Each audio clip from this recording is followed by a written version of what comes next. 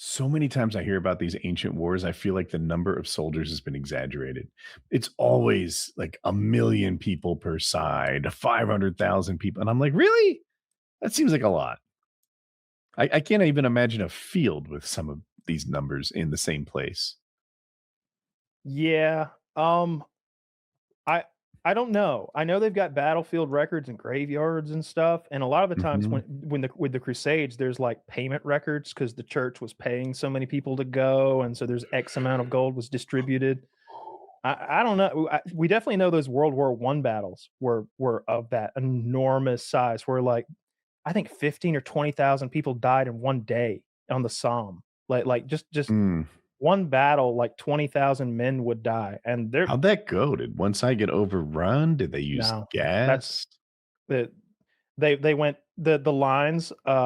We watch those Ukraine lines move, and it's like, oh, look at Hmm. that bouncing back and forth, but the lines were almost static for years and years. I That's know. why On the day they that 20,000 people died, they were still static. It sounds like that's a breakthrough to me, which is what I was thinking. I think there was a rush, and they kept rushing, and it was artillery and machine gun fire, and there's always and gas and all that stuff. The Mm. British kept sending men in, like they send more, what's more, and they just fed men to the machine guns for years and years. That's why they started digging tunnels under the no man's land and got under the enemy positions, and then they would pack huge amounts of explosives underneath them and blow them up. I think they were called clay kickers or something like that. Like they The tunnel Jews.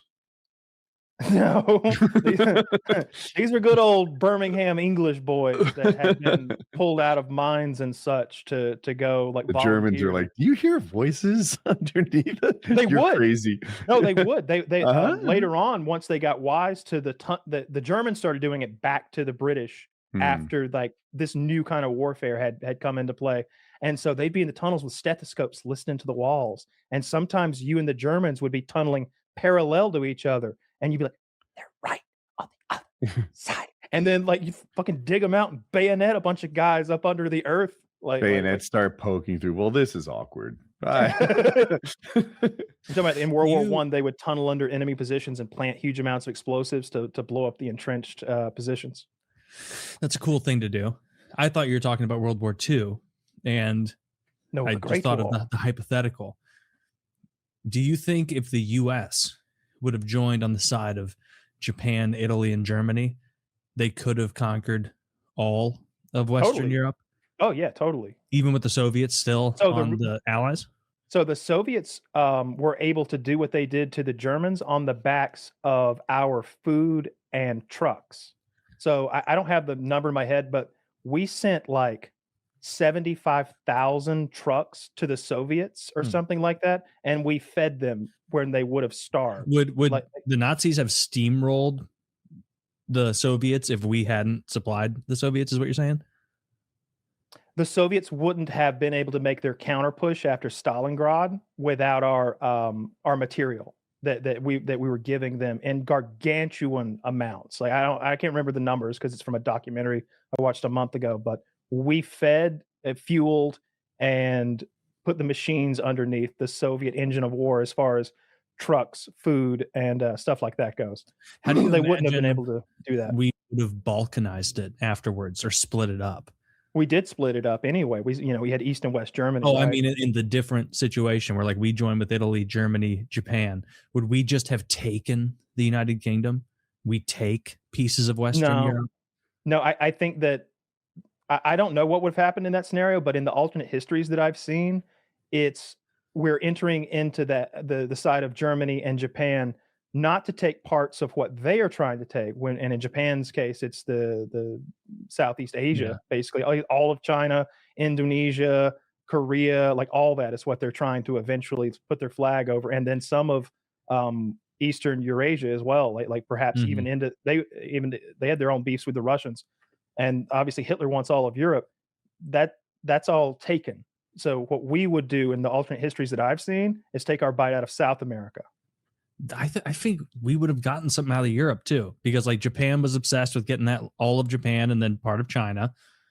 Hitler was like had a boner for reuniting the Sudetenland, like he wanted all those Germanic people, but that doesn't include like the UK, and so we could have peeled that off.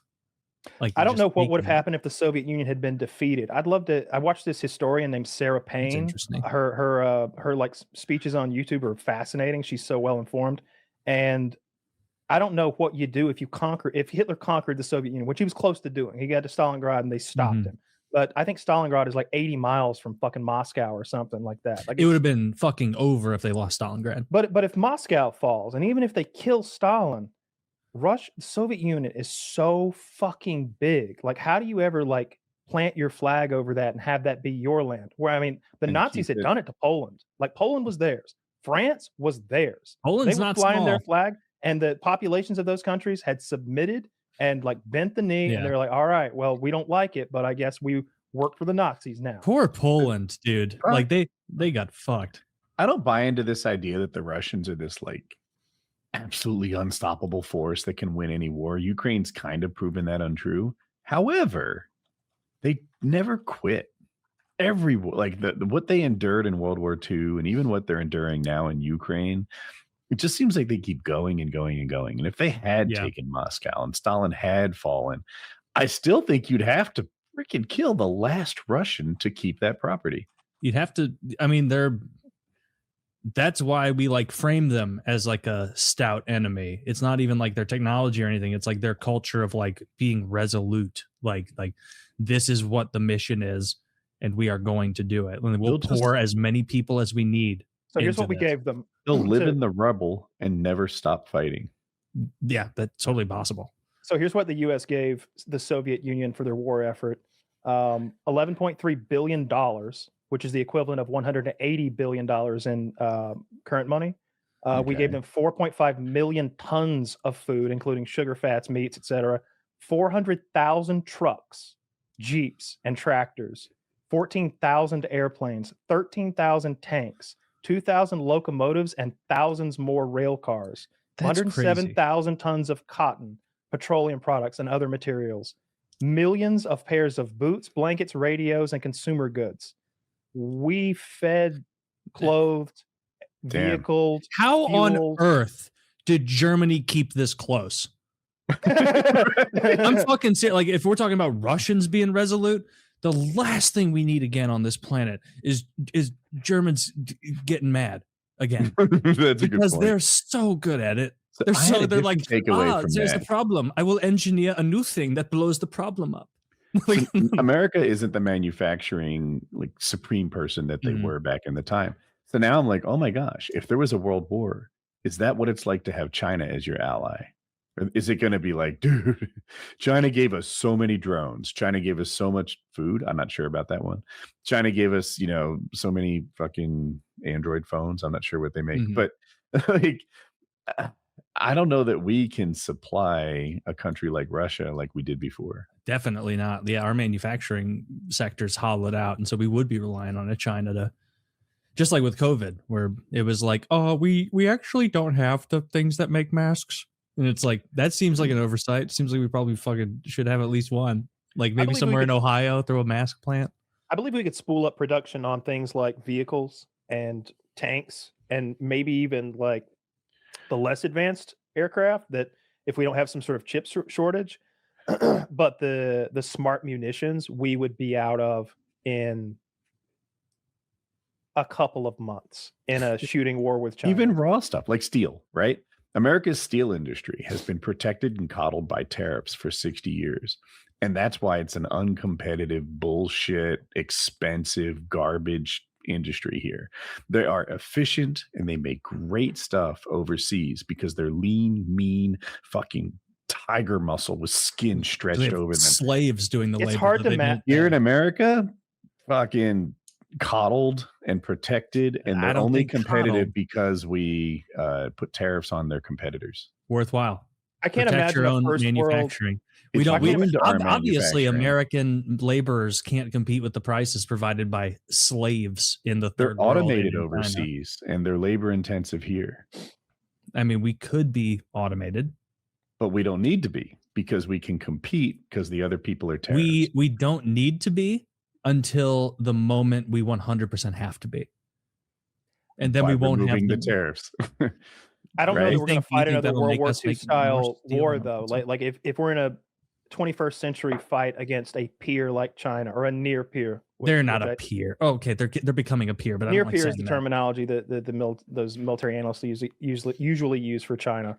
I don't know that the war lasts long enough for us to need to build the replacements for the things we've lost, like battleships and tanks and aircraft carriers. I don't think the war We'd lasts so better long. pray it doesn't, because if so, we're fucked. The right? whole world better pray it doesn't. The whole world better pray that we all launch salvos at each other Mhm. and then both realize that this was a big mistake and de-escalate. But like the way World War II was going, where after Pearl Harbor they ordered like 27 aircraft carriers. Like that was the order. Like not to mention all of the thousands of other boats that were built. They were cranking out Liberty ships in 20 hours or something. Every 20 hours, another one just from one fucking dock. The amount of production that was required to keep up with that. Like while we were giving Russia all that stuff and fueling two wars while we on had all opposite those sides of the tariffs against planet, other countries, and we still managed to do that. well, we were feeding the whole world and giving the whole world trucks, right? So we're fighting two wars on two different sides of the planet while giving the starving Russians and the starving Brits enormous amounts of material while having a surplus back home. Like I was talking about how those German prisoners of war were talking about how much butter they were getting every meal, and they couldn't fathom. They were like, "This is a trick. They're out of butter, and this is the last like." They're emptying the jars. Were we giving them real butter? Because yeah, prisoners of war, we don't have to torture them or anything, but they should be getting like margarine, not our nice American butter. The rules were they got the same meal as our troops did. Boo. And Boo. 3,500 calories a day that they would get. 3,500 a day. Yeah, that's like when I'm cutting. That's that fucking World War II. I just starved in Europe eating beet soup because the Russians had me for a while. Kind of those guys were coming in.